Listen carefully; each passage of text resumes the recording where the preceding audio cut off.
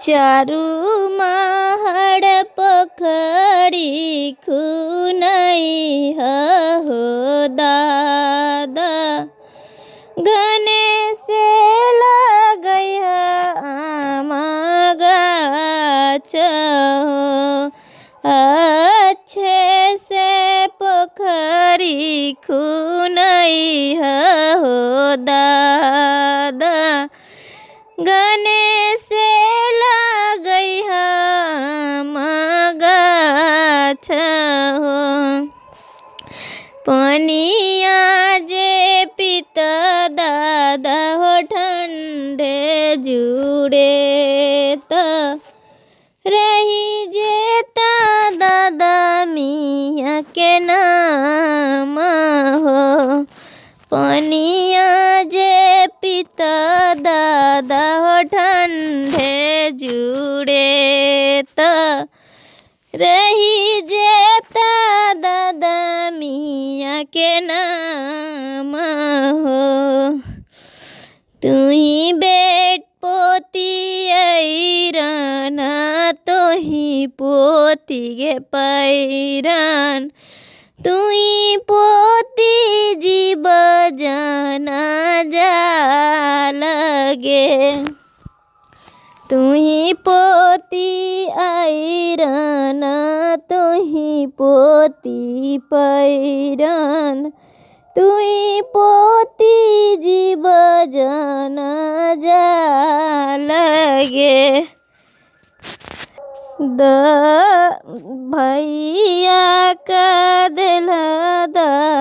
दिली दादी गे दादा के संपतिया, हमरो के दिली बोन बस गे। भाई जी का दिली दादी गे दादा के संपतिया, हमरो के दिली बोन बस गे। भाई जी के लिखल पोती गे दादा के संपतिया, तोहरो के लिखल बोन बस गे।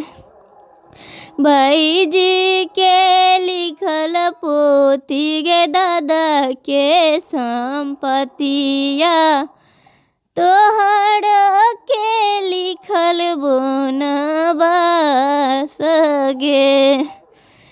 अच्छा से पोखरी खुनई दहो पापा, घने से लगई आम गाछ हो।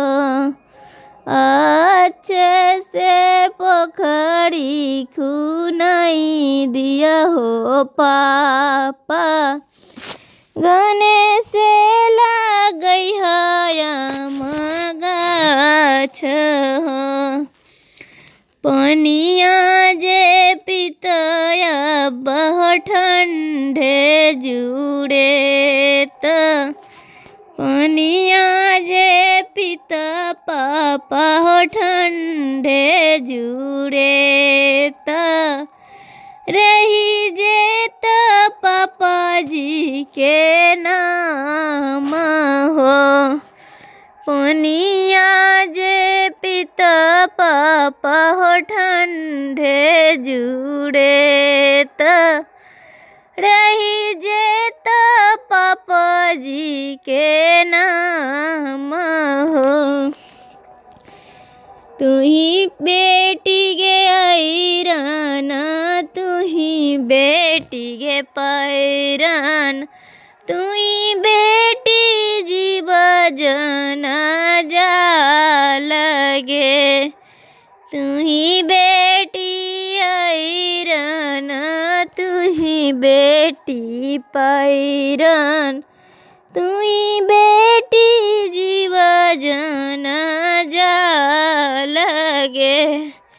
भाई जी का दिला पापा हो पापा जी के संपतिया, हमरा के दिला बोना बस हो। भाई जी के दिली मम्मी के पापा जी के संपतिया हमारो के दिली बोन बस गे।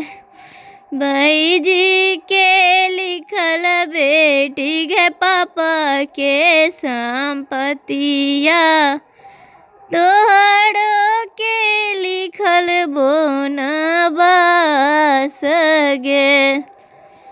भाई जी के लिखल बेटी के पापा जी के संपतिया तोहरो के लिखल बोन बस गे।